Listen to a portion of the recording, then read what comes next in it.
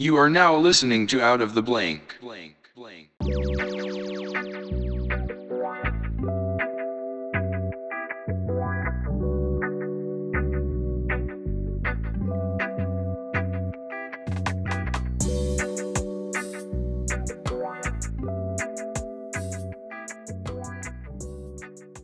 Welcome to another episode of Out of the Blank podcast. I'm here with Greg, and I'm taking a shot in the dark, but Roedersheimer.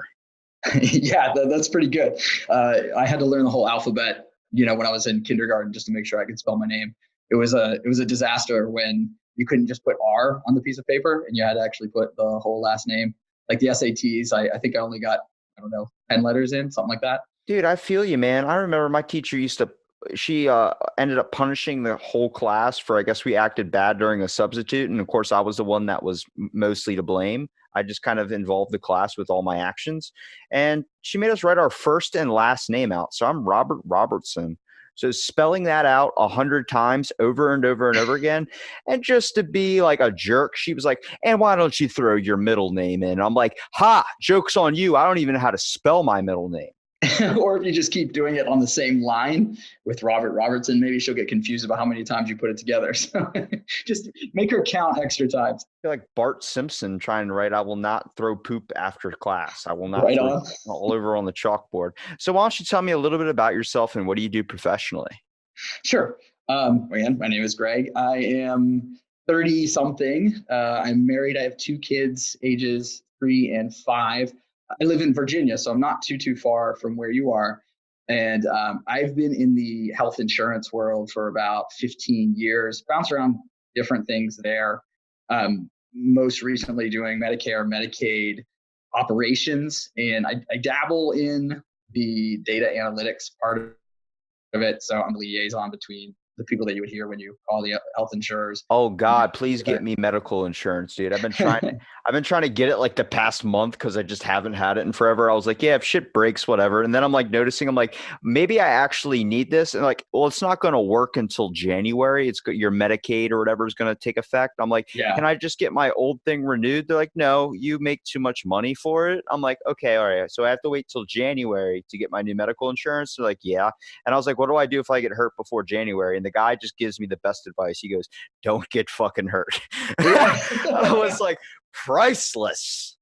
Well, I just did an episode with a buddy of mine who's been in the industry even longer than me. And when we're going through some scenarios, even for us that have been in this for 15, 20 years, it's like, it gets confusing even for us. So for the general population to understand some of those rules, like for example, yeah, if you're not covered and you have to go to the emergency room, like what can you do with that bill?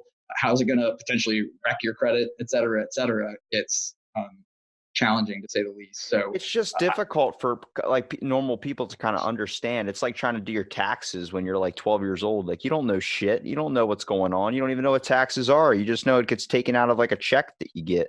And it's like I'm looking at like when I was setting up and he was trying to give me a plan and everything and he was giving me all these options. I'm sitting there and I'm like, can you tell me what I'm good qualified for that works with my old plan? And he goes, let me put you on hold. Yo, this guy, their hold was the best hold I have ever been on in my entire life because usually the music is crap.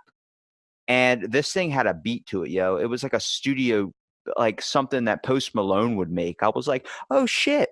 And like he got off hold and I was like, what's up, man? He goes, sorry for making you wait. I was like, dude, that beat was fire. Like, cause he sounded like he was my age. So I was like, all right, might as well like vibe with him a little bit. And he was like, yeah, he goes, thanks, man. I tried to pick a good one for you. I was like, oh, thank God. Cause that was, I mean, half the time you get stuck with elevator music when you don't want to be stuck with elevator music. Was he actually in control of the whole music? I'm surprised he even knew what was playing. He had a couple options on his phone. He was telling me about like the buttons like 1, 2, 3, and 4 gives a different song. Oh, okay. Well, that's a lot So more control than I would have thought. that was with Maryland Health Insurance. So I was just like, oh, I'm interested, but at the same time, I kind of want to fix if there is something wrong with me. I want to kind of get this medical loaded up as fast as possible. And it's Yeah. difficult, dude. Like, I mean, for a normal person to understand that who's not involved in it, like they just sign away. It's like when you agree to terms and services, like you're just clicking accept and getting straight to the thing. You don't actually read it. Yeah, for sure. Especially when you're talking about the Medicare and Medicaid with the amount of forms, everything in the government is going to have a whole lot of paperwork. And then once you get that card, it's like, all right, what does this do for me now? So even when you are covered, some of the specifics about what you're going to be paying for is unclear, to say the least. I will say for the hold music, the best I ever heard, and this was on a particular business call, was "Send in the Clowns" was the song that played. And I was like, yeah, that sums everything up pretty well as far as the ins and outs of what's going on with stuff. And the other interesting thing with Medicare and Medicaid together, it's like the only thing worse than one program like this is adding two of them together, and the amount of rules that you actually have to comply with and understand what's going on gets to be quite a bit. Actually, what I found to be a good therapy was the state runs Medicaid and the feds run Medicare. And when they had to integrate their rules, like we'd be on calls when they're sort of putting the finger at each other. It's like, all right, good. Well, even you guys don't know what exactly all the ins and outs are. So it makes me feel better, when trying to, untie all the different webs and who pays what and whatever's going on. So it's good mental gymnastics and getting into some of the data pieces. And, when you hear about big data and data analytics, it's sort of interesting to have a front row seat for that. Claims data that comes in and trying to predict, who's more at risk for certain injuries, certain sicknesses, stuff like that. I think it's difficult. Like I just, when it comes to medical, it just seems like, oh, they take it automatically. You never have to worry about it. Like I always wondered, I was like, wait a minute, why am I getting a $50 charge on Medicaid and I don't even have medical insurance? And my work is just like, that's just what they do. I'm like, well, fucking A, you know what I could buy with, you know how many Hot Pockets I can buy with $50? And like, maybe that's why you need health insurance in the first place. I'm like, don't judge me. Right. That's depending on how many Hot Pockets you have, you might be using that insurance a little bit later anyway. But there's a lot of that, not just in the health insurance world, but the amount of stuff that comes out of your paycheck, you sort of out of sight, out of mind, right? So you only know what the amount that's coming into your bank account. And I don't know, what do you think? Maybe once a month, maybe a couple times a year, you're looking to see where the rest of that money's going. And when you see it, it's like, man, if I could have a little bit more on my paycheck, that'd be kind of nice. Are they taking out $30 for the air? What is is there a price on air now? It's hard to say what exactly we're using all of our benefits for. So it's good to look at, and that's like I said, I'd even just done a podcast with a buddy of mine talking about these flexible spending accounts, and I'm not sure how much people even know to use things like that. And at least it's pre-tax money, so you're not having it go right to the feds or to your state, and it's stuff that you can actually spend directly on your medical expenses, should you so choose. But I mean, that's a program that I think a lot of people don't even know about. So it's worth looking into if people have time in their hands. So I want to kind of bring up a thing here. Now, is it with medical insurance, like the agencies and stuff? Are they really just trying to sell you something? They're not really trying to give you the best one for you. They're more looking at like what's going to make them money, and like, do they get commission on what they give or sell off as insurance, like hit a certain amount of numbers in a day? Like I know GameStop, the reason why they always ask you about pre-orders and all these things that you could be putting money into, that helps with them, and that actually links to how many hours they'll get at their job. Yeah, it depends who it is. So if it's Medicaid, there's not really that kind of a kickback because it's all pretty much with the state. And these are folks that in most cases aren't really paying in anyway. That's subsidized in some way from the state. That's overarching. There are different levels. Medicare is probably the closest to that because you would have a broker actually come to your house and present certain options that they are licensed to present to you. They do have to go through federal training that says they will present the best options for you and put the things in front of you. But the caveat for them is they're not going to be able to tell you if the best for you is paying, let's say, $100 for your premium that has lower copays and lower pharmacy rates and so on, versus if you're willing to roll the dice and pay a $50 policy, but it has higher copays and not as good pharmacy. That they would say is up to you, depending on how much risk you're willing to take. And then they do get a kickback on those policies that they do sell. And then for people that have it through their employer groups, they get sold between the two companies. So there's a kickback certainly for the account manager that is part of your employer group. But us as the end consumer, it's no different. They try to estimate, how many people are going to hit which types of policies and what their risk is for the claims from there. But as far as the money changing hands, it's already happened when it's employer group to insurer. Now, coming from the employee aspect, what do you see as kind of one of the biggest problems in the medical, in at least insurance industry? I think it's every one of the entities that you always hear about in the news. So I feel like the big three, and of course, depending on who you ask, everybody will say a different entity is the villain. You've got your pharmaceutical companies, you've got your health insurers, and you've got your providers. Typically what you point to is like the big hospital systems, right? With all these administrative folks, and then you get into, the CEO's salary is, this however many millions of dollars, or again, in the health insurance world, you sort of cringe when you see a CEO of like United Healthcare or Aetna or the really, really big ones, making all these millions of dollars, even above like other industries, that are out there.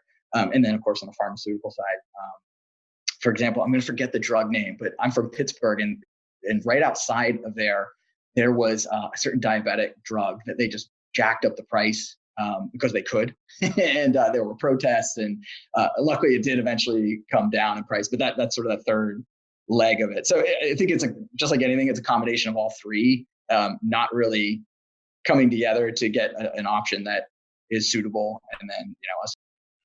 You strike me more as a man of the people, like someone that's going to help somebody who's really struggling trying to understand insurance. Because, like, I mean, it is a sketchy kind of topic to get to understand. I mean, there's a lot of ins and outs to it, a lot of like kind of pathways through it that seem like there's always something under the lines. Like when you go to Burger King and you're like, oh, it's buy one get one free, and they're like, did you read this? And they pull out a magnifying glass and check the very bottom. It's like after every third 100th burger. It's like, damn. Yeah.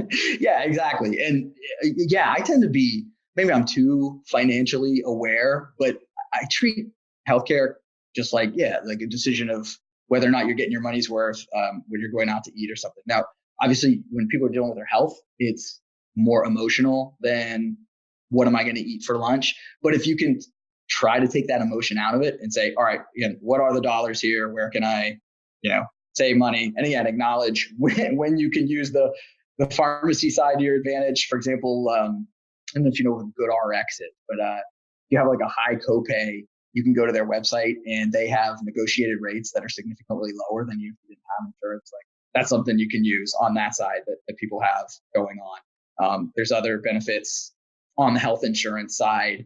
Here's one we just talked about with a buddy of mine, that if you're in the hospital and you have like an anesthesiologist come in, it's possible the way that they bill that they could be out of network with you. And of course, who's going to be sitting in a hospital bed and the first thing you're going to ask somebody when they come in is, oh, are you participating with the health plan that I have? The answer is nobody, right? So try to let people know that when that happens, like you're not the first person that's happened to. So you can actually go to the health insurer and let them know, like, hey, I didn't proactively go see this person that you've now denied my claim. So you need to do something, make sure that it gets paid, and then have that happen. And on the provider side, ironically, my wife is a doctor. So I joke all the time, like, oh, okay, so you just married the enemy. But being very aware of some of the administrative costs, and that's sort of where our worlds cross over, because I see the claims on that health insurance side, particularly with the government programs. And she doesn't deal with that at all. It's they have to hire additional administrative folks to comply with those regulations, especially for the Medicares and Medicaids, and to employ those people costs money.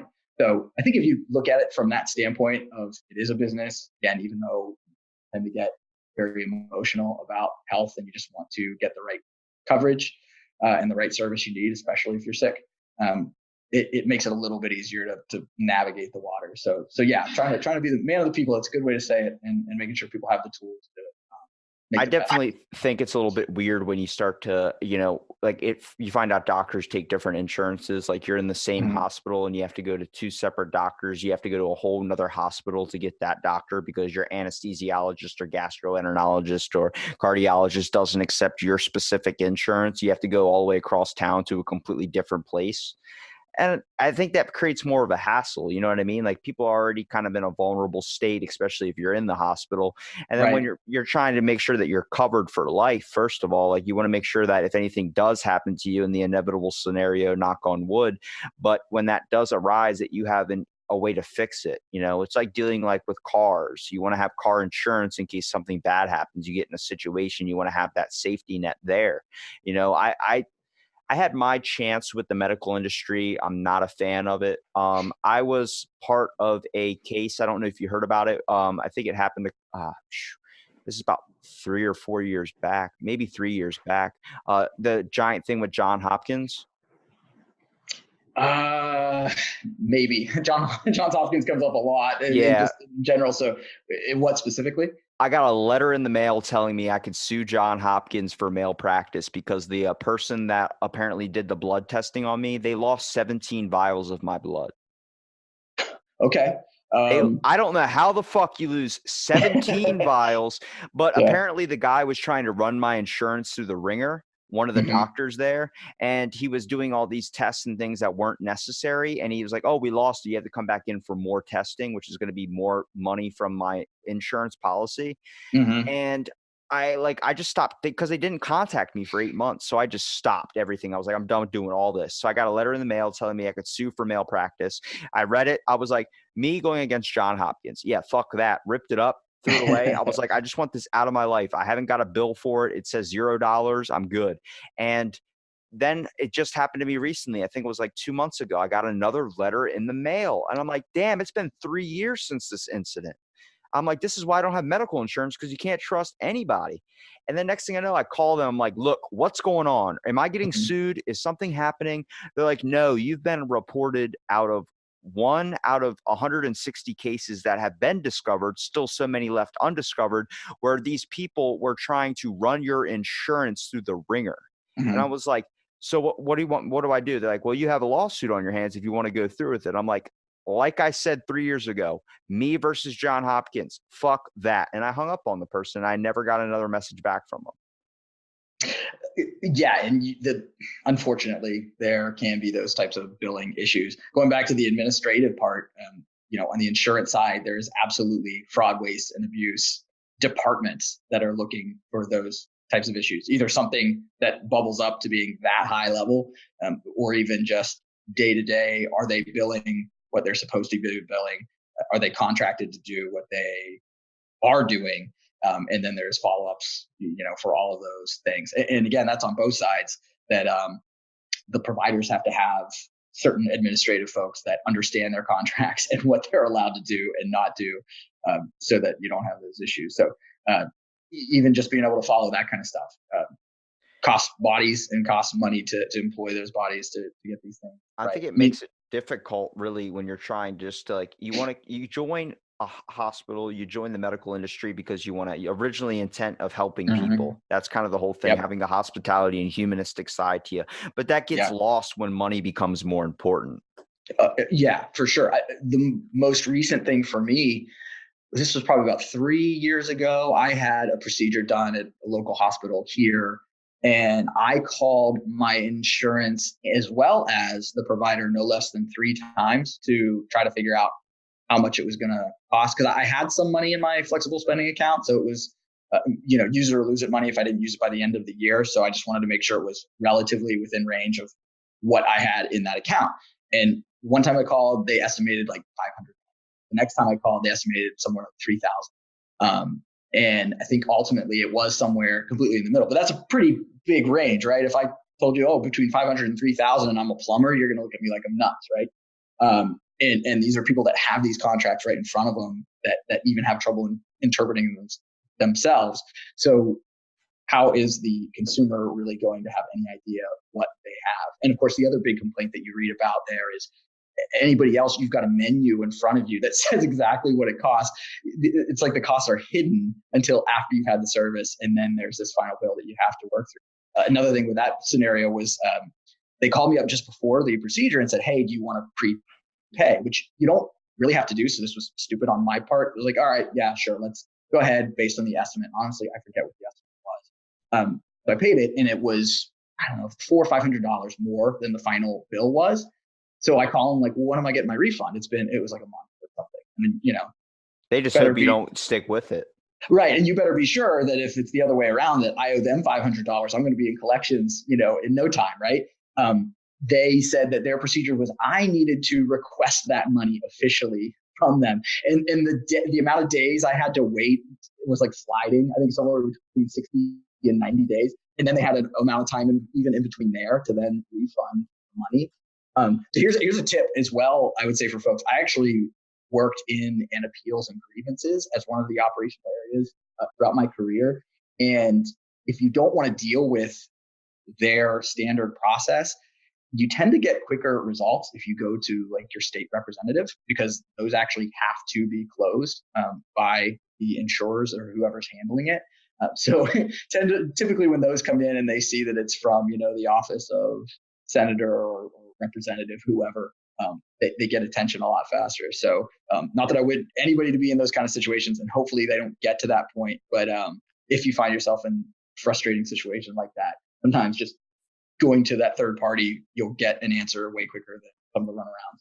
I've seen the medical industry from two sides, and people always ask, like, how do you not have medical insurance? I'm like, you got to understand the distrust in all the scenarios I've been placed in where I do distrust them. I mean, I use it as a joke now, but at one point, when you're sick, you're in a very vulnerable state. Okay. When you don't know what's wrong with you, you're looking to someone to help give you the answers because you want to get the problem fixed as soon as possible.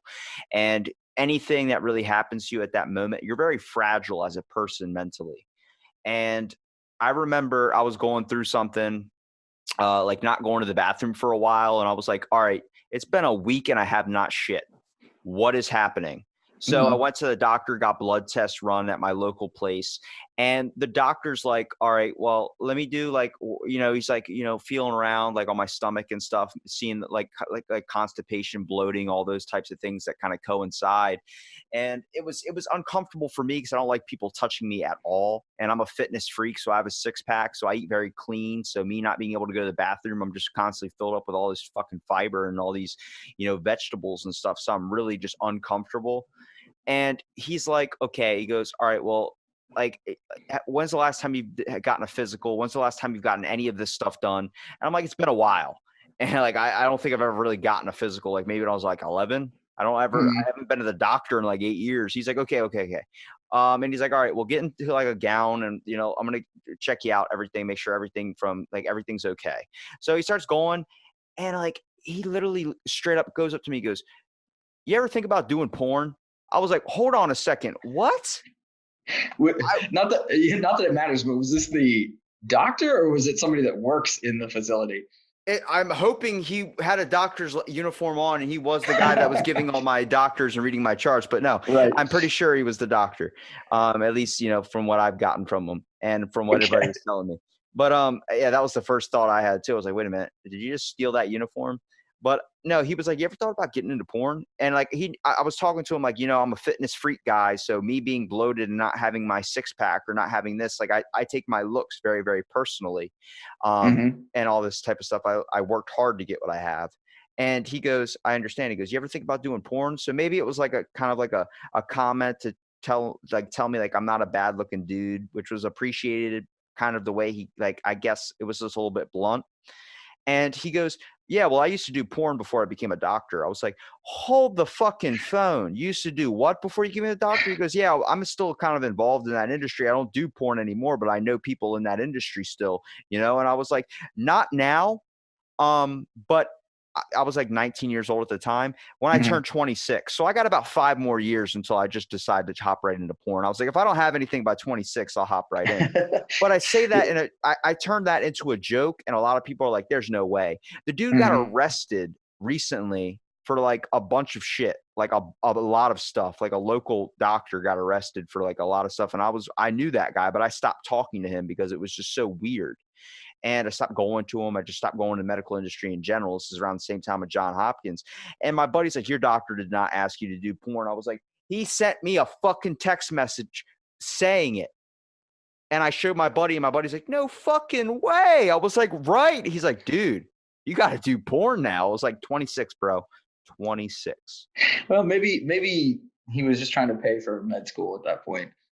I have no clue, but it was like a freaky scenario. But I tell people like that was a vulnerable state I was in, and somebody taking advantage or doing something out of the norm. It was a very, very hard and difficult thing I had to go through. But I turned it into a joke now. It is fun. Like it's got to laugh at back at. But like I said, you're in a vulnerable state when you're very, very hurt, and people want to take advantage of you when you're in a vulnerable state because they can. And I think the other thing to take away from that is doctors are people, at the end of the day, and kind of the same things you hear about Government, and all police, these types of exactly, things. or like police officers, right? Like that's a big thing in the news, of course, all the time. The government's red, white, and blue. It's meant to be red, white, and blue. But the problem is people run the government, and a lot of people that are involved in the government aren't exactly the trustworthy people that you appoint in the first place. Yeah, there's that, and then also just qualifications in general. So I think at least for the medical world, 90%, let's say, are doing what they should be doing and trying to do the best for the patients. Like you said before, I mean, most people are getting into it because they want to help people, but at the end of the day, they are still human. There are folks that have flaws. There are people that aren't doing what they're supposed to be doing. So for folks going into these settings, keep that in mind, at least if something just really doesn't feel right, like if it doesn't pass the sniff test, like something very obvious like this, or just you feel like you need a second opinion that somebody's running more tests than you feel like is necessary, or something else is going on. Like, hey, there are other doctors out there. I mean, I know from what I do day to day, they're talking to each other, meaning like one doctor doesn't know every answer for every single thing. So they're going to be consulting each other and may tell you that somebody else knows more about a particular issue. All that just to be keeping in mind of like, yeah, you need to at least trust your instincts to some amount, even though the vast majority of the folks in the medical profession are. It's always good to kind of bring somebody along with you as well, like a friend or something, or a family member, because they can kind of, when someone tosses out like, oh, you need to sign this before I do this test on you, you're going to sign right away. But whoever's with you is going to sit there and want to read through that if they actually care, and sit there and be like, hold on a second. It says you're going to be charging him an extra what? And they're like, oh, you're going to charge me more money to get the test done? I thought it was just you needed my signature so you could perform the action. It's like, well, we do. But yeah, there is a bunch of other stuff you didn't really read, which is really beneficial that there's people out there that sort and sit down with people when solving medical insurance, and really taking the time in the medical industry to kind of sit there and be like, hey, man, do you know this is going to happen to you if you do this? Oh, I didn't even know. I was just going to sign. It's like, yeah, let me help you here, trying to figure out this fucking porthole of, questions and guidelines. Yeah. And then that goes back to, like I said, the consumer being caught in the middle, because you've got the insurance that's supposed to be paying the bill, who's not there at that time to say what they will and won't pay for. And then you've got the provider that is telling you to sign or telling you to do whatever it is. And they probably don't really understand what you're covered for. And then you have like the after effect, and then you're having to deal with both sides for making sure stuff gets paid, and that you're not, going bankrupt in the process. I'm pretty sure me and you can talk about the medical industry probably all day, but I do want Right. to bring up you have a podcast. Does your podcast focus on the medical industry, or does it just focus on a bunch of crazy things in life? No, it's not just the medical industry. So what I focused on is all things suburbia, is what I try to say. And for me, what that means is I used to play in bands through high school and in college. And one of the guys that I played with, he wrote a song basically saying suburbia is boring, and you need to sort of get more into urban life and things like that. So for my own head, it's a rebuttal to that hey, when you're living in the suburbs, it's not all bad. There's things to do. And plus, even though, like I said, I really tend to focus on finance as one particular area that I'm interested in, I didn't want to just have one particular niche. So try to broaden it to presumably the people in my area and presumably other urban areas, what their day-to-day issues are, and then bringing folks on to hit as many topics as we possibly can there. So like you mentioned, fitness has been one that's been a big one so far. And the other thing, like you said, healthcare, we could probably talk about all day, but I started my job in healthcare right out of college. So it's been really nice to actually talk to folks in depth about other items than just this all day long. So it's been really cool with the health and fitness folks to understand people that have their own businesses. So talk to somebody that runs a triathlon business, done like, I think she said 30 Ironmans at this point. And then from there, a nutritionist who, so we sort of ran through the do's and don'ts. And one of the byproducts is it's really interesting listening to those folks who are, running a business that is their passion and is what they want to be doing. You can hear it in the way they talk through it. So I've been really, really excited about that. But at any rate, that's what I'm trying to get at as far as the array of topics is, yes, there's the financial stuff. Like I mentioned, we did just do one on healthcare, but specifically around how you can manage it with your finances.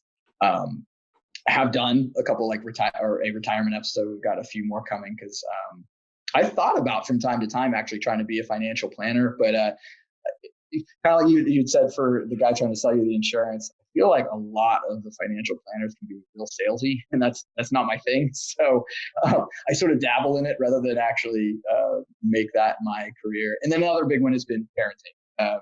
Yeah, your podcast seems like it's a guideline for people to kind of look for just tips and advice to kind of get them through, like, adulthood in a way. It seems like it's aged for more of a younger audience on the factor of a lot of people like my age that don't know a whole lot about parenting. They don't have kids themselves, that don't know a whole lot about the finance industry, places to travel, health and fitness. I do know a lot about, but for like the average everyday person who's kind of growing up and trying to find some like good, helpful tips in the world, like how many times do you listen to a podcast on like a history subject or something you're trying to learn more about? Like that's what makes these benefits of podcasting being out there like yours. You have one that helps people kind of give them information and questions that you get asked, you answer them. I think that's a wonderful concept.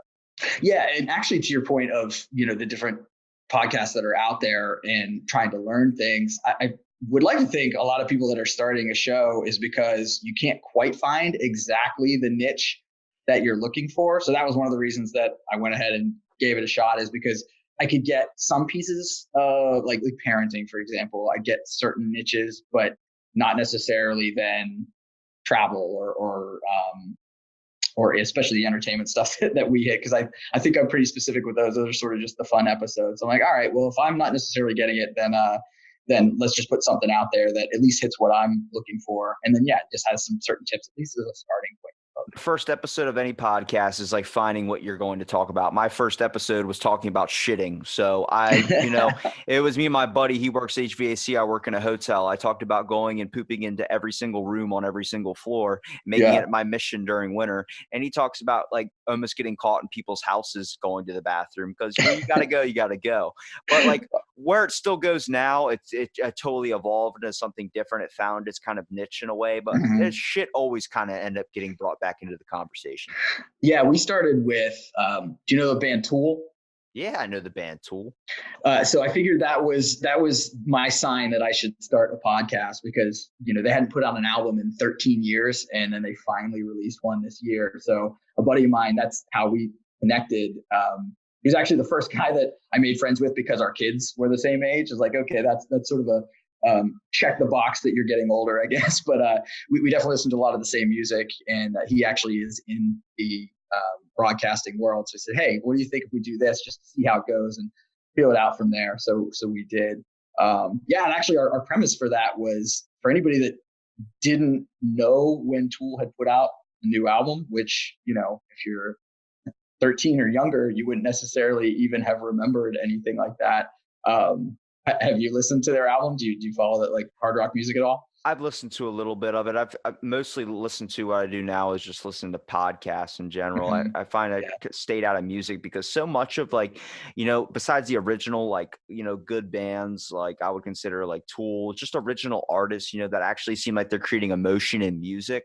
I mean, my family is all in the music industry. Everybody works for a radio station or does something. And it's like, man, it just, the stuff that gets played nowadays, it doesn't have anything. It's just meant to be a pop hit. It's meant to, because they work in a decibel frequency that's relative to your ears. That's going to cause you to get kind of stuck in your head in a way.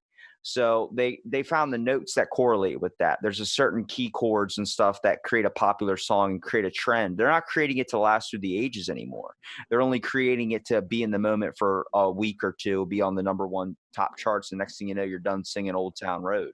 Yeah, well, that's good for me to hear because I just kind of assume like, all right, whatever, over the hill and whatever my brand of music is, apparently I've hit that point where I can start talking about the good old days because there's not a lot of new stuff that comes out that I can really latch onto. So it's pretty much like the last few bands that were putting out music when I was in high school and college. I'll track to see if they're putting out a new record and pick that up. And beyond that, I'll actually go back and try to discover bands that I maybe didn't have time for when I was in high school. Like one example is I just knew who Primus was, but I didn't really listen to them all that much then. And actually, they were the opener for Tool a few years back. So I grabbed some of their albums, or I've always been into some of the like New York, I think they call it post-hardcore, like Helmet, Quicksand, Unsane, some of those bands. So I picked up a few. There was a group called Handsome, so they had, I guess, we're a super group of those guys. So that's worked better for me than anything else. As far as When I go to a music. thrift store, I'm always buying vinyl records. 25 cents for a vinyl record, man. I'm telling you, just looking at the art on the wall will make you go look up the actual album on YouTube. And next thing you know, I'm listening to fucking Meatloaf, all from reading a vinyl record says Meatloaf, and it's a dude on a motorcycle flying out of hell with bat wings. I'm like, okay, what is this? Yeah, and it's so funny that it seems like listening to music has gone to either one extreme or another. Where you've got vinyl, and you're going to sit down, I feel like, and listen to that vinyl record, listen very actively. Or you've got the other end of the spectrum where you probably got Spotify on or something like that, and it's almost background noise, if anything else. And it doesn't seem like there's any in between anymore. Like you said, I'm pretty much just listening to podcasts at this point. And actually, the same reason I mentioned for starting a podcast is really the same reason I started bands in high school and into college. Is like, okay, if there's a certain sound or something that I'm wanting to do, might as well do it myself. And even from a growth and entertainment perspective, I think it's worth seeing how something works. In this case, like writing songs or going out and actually trying to gig with a band. It is more entertaining, and I think you learn more than, let's say, just in this example, listening to the same thing or something else. So I've always tended to want to just try whatever things that catch my eye. So that's definitely been the case with. What do you find is kind of one of your most favorite subjects you guys focus on in your podcast a little bit that you've done either so far or ones that you're wanting to do? Finance, I think, seems to be one of the more fun ones. Just again, I think from the standpoint of, I found that I must be an anomaly because I really get into like you're the fucking guy that audits his parents at like 10 years. Yeah. Well, actually, you know what? And I'll end this answer with a question for you, because here's an episode that I kind of want to do in that same vein, is around student loan debt. And I can't say that anybody ever sat me down and said, hey, don't, get into debt. And, here's the things to be looking for, even like credit cards. I didn't have a credit card until I was in college. I didn't even know you could. I don't even have a credit card, dude. I've got family members still trying to sign me up for that. You need to build your credit. I'm like, every person I've ever seen suffers from credit card debt. I don't want that fucking monster in my pocket. I got my debit card and that's enough. Yeah. And I never even knew that when you got a credit card bill that you were allowed to not pay it for that month. Honestly, I just didn't know that was what credit meant. So I think I would have had a minor meltdown if I didn't have enough money available, whenever I'm using my credit card. So like I said, I don't know where that came from in my personality, but it even stuck with me for my college choice. So luckily, when you hear about the student debt and, all the issues there, and again, that's a big political talking point at this point. I didn't really fall into, just because I went to the school that gave me the most money. And they even had frozen tuition. So whatever I started at in my freshman year, the whole reason I even decided to go to college was financial aid. It was going to pay for it. And I was like, I guess you need this to get a job. I get my associate's degree. Now I have a choice to go get my bachelor's, which I want to do. They give me, my counselor sits me down and he gives me this as a choice. He goes, you can go to Salisbury University It's an all white school, kind of. You're going to feel comfortable. You have to pay $8,000 to go there. There's a Starbucks on campus. There's a Panera Bread, listing all the good things, how awesome the school is. Then he's like, well, you can go to this school for free. They'll actually pay you to go, but you'll be a minority. It's called University of Eastern Shore. I'm like, why the fuck wouldn't I go there? He goes, you're going to be a minority, man. You're going to feel completely uncomfortable. I'm like, look, I have been a minority in my everyday life my whole entire life. I work at a hotel where I'm the only white guy on staff. I will go to that school. You're telling me I can get a free option and they'll pay me to go there? He's like, yeah, but you're not going to feel comfortable. I'm like, nah, I'll take that class, dude. It's all about like getting the education. If you're going to hold back restriction of race onto a place that you go, that's insane.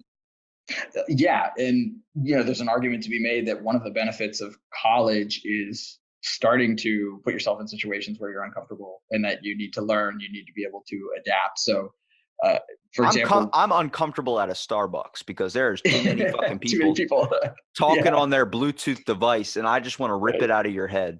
Right.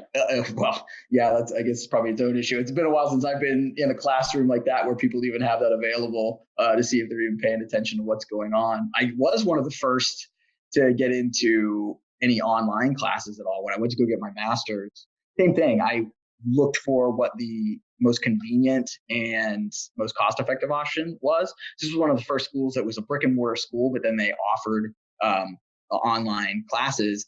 And also I could extend it out instead of just, typically it would be a 2-year program, but I could extend it out to as much as 6 years. So I did in the middle and did 4 because my company offered a decent amount of money to pay for it, and with only restrictions on how much they'd give me a year rather than how much they would give me for the total degree. So it almost was completely paid for by them, and rather than going to, I'll say like a name brand school or whatever it's on. And like you said, at the end of the day, it's the education itself. And I think for even the employers, as far as your grades and stuff is concerned, you're basically showing that you have some work ethic and that, you can be self-motivated.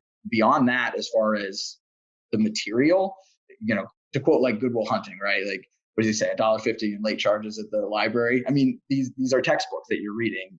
Yeah, you'll get a good professor here and there that can synthesize it more for you, but basically the information's available. It's just, getting that piece of paper at the end that says, hey, I can be self-motivated. Hey, I can work hard. I tell people I hold my college diploma in my room. It's set up this way. I have my degrees on a wall. I have my ordained minister's license under the United Church of Bacon above my college diploma. I spent an hour and a half joining this parody religion, paid $45 at Maryland courthouse to get myself ordained, and I hold that above my college diploma. People look at me like, that's idiotic. Why would you have that? I'm like, because this is just a piece of paper, and we are living our lives by a piece of paper when it comes to money and when it comes to this entitling me to get a good job, which my associate's degree is not even going to get me a good job anymore. You need a bachelor's. Then by the time I get a bachelor's, it's going to be a master's. I'm like, the system is designed for you to bust ass and get nowhere. Yeah. And also, like, what do you actually need to prove that you can do whatever job it is that you're looking for? If I was a business owner, I would hire someone who is passionate about whatever they're getting a job for. Oh, you like video games? I own a video game company. Where's your degrees at? I don't have any, but I can tell you every single game, and it's been a major influencer in my life, and they go into the statistics and background graphics of it all. And then I talk to a guy with multiple degrees on graphics analyzing and stuff. I'm like, so tell me what you want to do for a job. I'll take it or leave it, man. I got my education for it. I'm pretty well versed in how to deal with some things, but I don't care really about video games at all. I actually like folklore. It's like, what? Yeah, right. Yeah. And well, even going back to health insurance for me, I mean, I've found a niche for what I like in it, but yeah, out of school, it's like, well, first check boxes, get a job. And then from there, you figure out what you are going to do. Actually, I went to school for communications, and, it's what people say, like, I had to pick something when I was 17, 18. I liked being in bands. I liked the concept of audio visual, but didn't necessarily know what communications meant. Ended up taking some advertising classes that I liked better and picked up some marketing from there. But then when it came time to graduate and go on to the first job, healthcare is one of those industries that does have a lot of jobs, continues to hire, especially as there's more regulations going on with it. And so that's where I stuck from there. And, the fact that I'm now doing operations and analytics, and that's actually the only reason I went and got my master's, is because like, well, somebody's going to figure out that I don't have a full-on business degree at some point. So I probably should just go get that in case somebody comes behind me and says that's now a requirement of my job. So once you see that master's on somebody's resume, the panties drop, man. well, I don't know about that, but it at least gets me in the door to have some conversations at least anyway. But that was another reason too, even going back to the podcasting, where I was like, well, hey, at least I can say I'm using my communications degree in some way by starting this up and starting to talk to folks and using the show. So I can officially say I'm using my degree sort of in some way. Hey, man, I mean, I think podcasting has turned from a way to connect people to everyone, like you were saying, it's a bit about having a voice, but, a lot of people aren't hanging out anymore, like with their friends anymore, mostly because it becomes a little bit harder once you graduate high school to hang out with your friends a lot, unless you're going to like an event or like a wedding or you're going to a bar or something. It seems like the stress of everyday life, you just want to sit at home and be comfortable. But when people, like I've talked to so many people that start podcasts and now they feel like there's a reliant audience, whether it's one or whether it's thousands that are listening to them, they feel a required thing to go to each other's house and do these podcasts where it's like, damn, that whole ride there might be like, oh shit, I got to do this. But then once you get there, you're having so much fun that you realize, why was I ever complaining about wanting to do this in the first place? I never had a better experience. Yes, definitely. I've experienced the same. That when I first started, I hit up a few of my friends and family to say, hey, you guys can be like a rotating co-host group. And, some were more willing than others. But then once I got them to actually do a show, when they're done, like, okay, this is actually really fun. And it's amazing how much more engaged you need to be in what somebody's saying to you. Because the adage of like, you actually need to listen to what's being said so you can respond to it rather than just waiting for the next pause to, put your next point in there. And then also, like I've mentioned with the health and fitness related episodes, you can hear it in people's voices when they're talking about something that they're really passionate about rather than and their day job and not necessarily what they want to be doing. And that passion, I feel like, translates, at least for me, when I'm talking to them, to continue to be engaged in what they're talking about and see what they're doing. And that's why I started the podcast, man. When I hear so many people go into all these different topics and just have a conversation and you click on something that truly get interested. I mean, dude, I knew nothing about you before coming into this podcast, and, seeing you talk about something that you're passionate about, or, after the job thing and kind of going, but just finding stuff that, very knowledgeable things and seeing the engagement. I can literally like feel you like talking up to the microphone, like, yeah, like, like it's great to see that too. I used to do these in person and seeing it in front of me happening and knowing when you hit something that they really resonates with them. It was something that really brought out like a new AA battery in my back or something, where I felt energized afterwards. Yeah, exactly. Now it may eventually work to my detriment, because it was with my financial advisor that he mentioned that he swims at least 2 miles every morning at like 5 a.m. And then right after that is when I had the person that had done 30 Ironmans and, probably multiple triathlons in between there. And all these other folks that are doing these things. And actually after the fact, so I've run a couple marathons, and I ended up doing an episode with guys that are PTs and do a podcast. And we were sharing some of those marathon stories. So something else is nice is when you hear what everybody else is doing to push themselves, when you surround yourself with those kinds of folks, it really motivates you to do the same thing. Now, I feel like I'm starting to run out of time to fit everything in, because I guess I've officially not signed up for, there's a marathon in March, but I plan to. And I've always said if I'm going to run another one, I might as well see if I can get a Boston qualifying time, which is easier said than done. So I put that on my plate because I've been motivated by what I'm hearing other folks do. Similarly, I'm a terrible swimmer. So that's one of the other reasons I wanted to get a triathlon person in, because I've always been interested in whether or not I could even pull that off. So I have that sort of earmarked for the middle of next year. Hopefully, if the marathon doesn't kill me up into that point. And then even talking about like books. Again, this goes back to the financial advisor that he was rattling off some of the books he's read. yeah, man, I really need to fit in, getting up on doesn't matter what books, but just getting back into that rhythm of finding some time to read and doing that. And actually, the other two is that translates into parenting as well, like being very, very mindful of like when the kids get home and that is kids time. You mentioned, and like people at Starbucks on their phones and so on, and like especially with kids when you're at home, like be putting your phone away and having the time with them, and certainly keeping them away from the technology, especially when they're young, like mine are. And yeah, just being present, really being focused on that has been huge. Life definitely sets up a lot of expectations and goals that you try to accomplish, and it's not going to be possible to get every single one down, but you can take out a majority of it when you start realizing that everything, like you're saying, like it's all correlating together at some point. Like one thing leads to another thing, leads to another thing. Oh, it's similar to this thing as well. They all go hand in hand on ways to deal with them. We just need to find an effective process to be able to handle that. I mean, I've worked out every day for 7 years now. I have not missed a day. I go on Christmas. I go always to the gym. There's no not going in my head. My car broke down. I fucking walked to the gym. I pulled that out of a bullying thing that I had in high school. I've talked about it Mm-hmm. multiple times on the podcast, but it's not about, I guess you would say, overdoing it. It's not about, doing something, but it's about being persistent and consistency at the most. If you do anything to the best of your ability and give 100% and always kind of make sure you give it your all every time you do anything, whether it's building fucking IKEA furniture, whether it's racing turtles, whatever you want to do. If you find something that you're truly passionate about and you do it 100%, you're only going to get good results from it.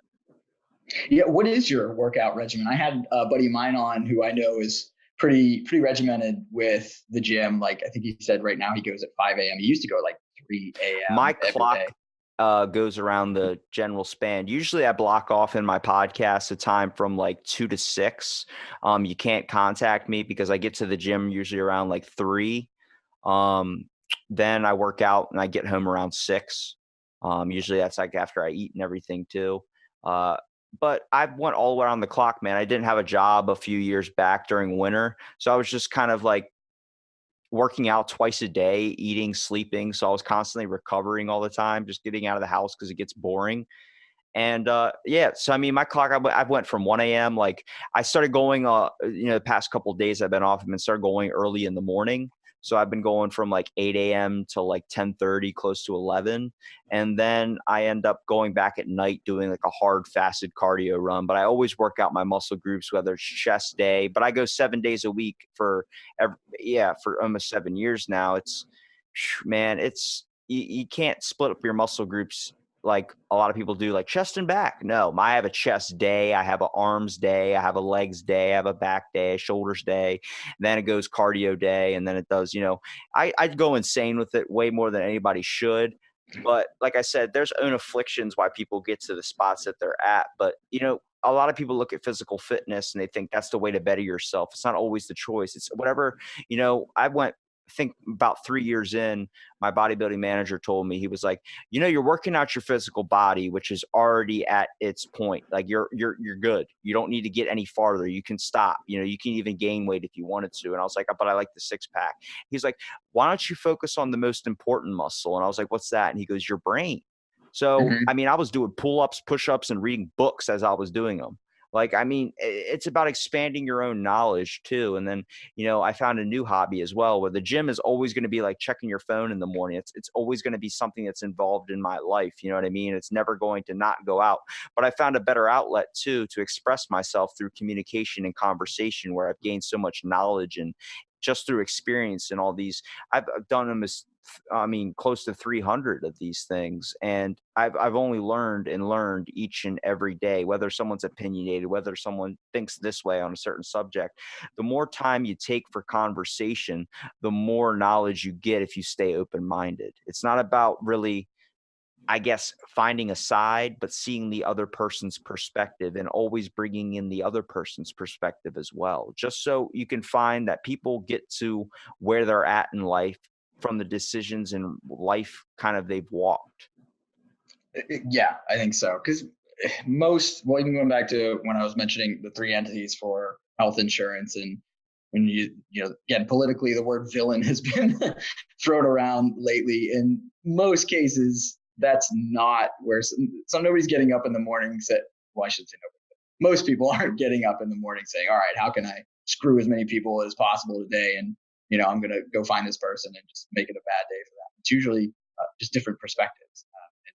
Finding that common ground and finding where people are coming from is usually more beneficial, I think, for the open-minded person than it is for the other person to understand where they're coming from. So I totally agree with that. And I also hear you on fitness part of, again, for marathons. Everybody looks at me like, really, you still want to do something like that? Like, you could just go out and do a 10K or something else like that. So I don't know, there's something about keeping a goal in front of you that also helps. Well, if you set yourself up with something that's easily obtainable, it creates more of a better long-term effect when you're going to do better goal setting.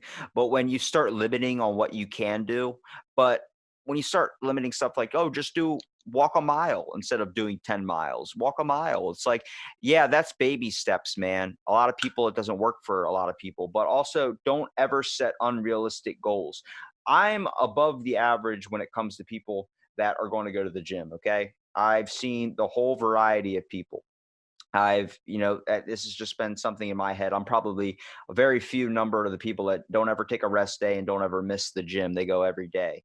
It's not meant for everyone, but to do something maybe 2 times a week, 1 time a week, at least just going there and putting in a little bit of effort, no matter how small, you're only going to see better things about yourself and better result. It's about taking the time and crafting it out to do so. Yeah. And maybe even another thing to take is, because for me, I try to do a weightlifting regimen when I can. It's hard for me to stick with one. It's just not really my thing. But that's something else, is when you find something that works for you, especially in the health world, make sure it's something you can stick with, whether you just need a bunch of variety day over day. So if that's, I don't know, Zumba classes or yoga seems to be pretty popular now. Or if you can stick to a straight gym regimen, weights with some cardio in between.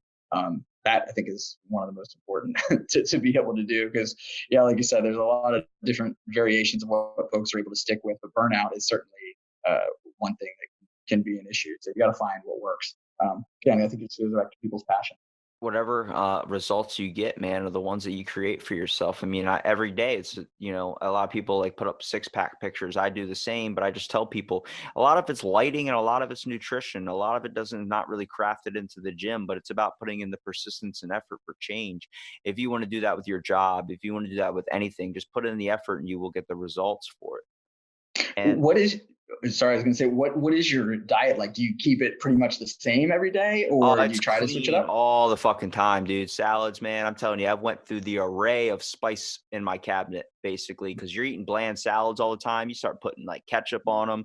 You start doing like, I don't eat dressings. I eat very like grilled chicken, fish all the time. If you bring a pizza around me, fuck you. Oh, dude.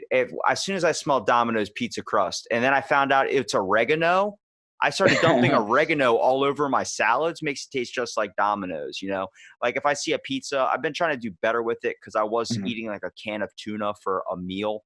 Like that was it. And I got down. I mean, I'm still relatively at 3% body fat, but it's not, when you start kind of putting restrictions on yourself in life, it doesn't end up being something you want to keep on doing. So then like eventually I learned to like, oh, have a slice there, just work harder next time or do something like that. It's about crafting out like whatever works for you. I know a lot of people that do bodybuilding and they eat fast food, like something you would never think you'd want to be doing. But it's like, we're all different people. We're all unique individuals, but we think around the same basis. We're very, very similar and we're very, very different. So what works for you is not going to work for somebody else. Right. I tend to be the type that, I used to say that if somebody gave me a brick and just said, this will give you all the nutrients you need for a day, I'd be good with that. And at least that way I knew what I was supposed to have. So when I find something that works, for example, I've just been doing smoothies lately for lunch, so that way I can cram in as many vegetables as I possibly can without thinking about it. But if the other stuff is around, like the pizza or snacks in the house, because I actually am able to work from home now. So if there's anything in our pantry that's snack food, it's not a good situation for me to have any willpower around. So I find it inspiring when people can eat well, but actually have a little bit of variety so that they can actually stick with it. Because I don't. I tend to cling to whatever I know is healthy and just do it over and over and over again, which can get a little monotonous. Nothing ever worth it is ever easy. I can tell you that for sure. Yeah, right on. And why do carbs have to be so delicious is what I continue Exactly. to ask Dude, myself. my guilty pleasure is cereal. So I put cereal on everything. I use it like croutons on my salad, bro. I'll put shredded mini wheats on that shit. I don't care. Yeah, I made a joke with a nutrition episode, like, being a child of the 80s. I don't know if they still say this in those commercials, but part of a complete breakfast was always the way that they would end the cereal advertisements, which is basically translation of like, there's nothing really good in here. It just tastes really good. It just turns your milk chocolate. And, it's basically like you're eating nothing but Halloween candy for breakfast. Yeah, I reserve my cereal eating for whenever we do like a week-long beach trip. I'll go to Costco and buy one of those big like 3-bag, Cocoa Krispies, Fruit Loops, and like Apple Jacks or something like that, and just binge for that week. And then the rest of the time, I know it's not a good thing to have in the house because it's not going to go well. It'll be gone before I know it. So. Well, Greg, I really appreciate you doing the podcast, man. I want to give you here a minute at the end to kind of promote your content, dude. Yeah, great. And I really appreciate you taking some time to let me come on. Yeah, so if folks are interested in checking us out, we can be found at suburbanfolk.com. My email is greg@suburbanfolk.com. And for social media, it's pretty simple. Twitter is @suburbanfolk. Instagram is @suburbanfolk. So if folks want to see this show, or I'm sorry, listen to the show, you can get it pretty much everywhere on Apple, Spotify, Stitcher. We're hosted by Podbean, YouTube. I think we just got on a couple weeks ago. So pretty much anywhere, if you look up Suburban Folk, you should be able to find us, and definitely reach out. We're very interested in answering questions. I'm actually considering, and I'll post it on Twitter if we do this or not. But back to that health insurance piece, doing a live show either Thursday or Friday. So folks are in the middle of their open enrollment period, and they have questions about their health insurance. May just open up the line and be available to answer questions. Well, that says it all. Thanks so much for being on this episode of Out of the Blank, and stay tuned for our next episode.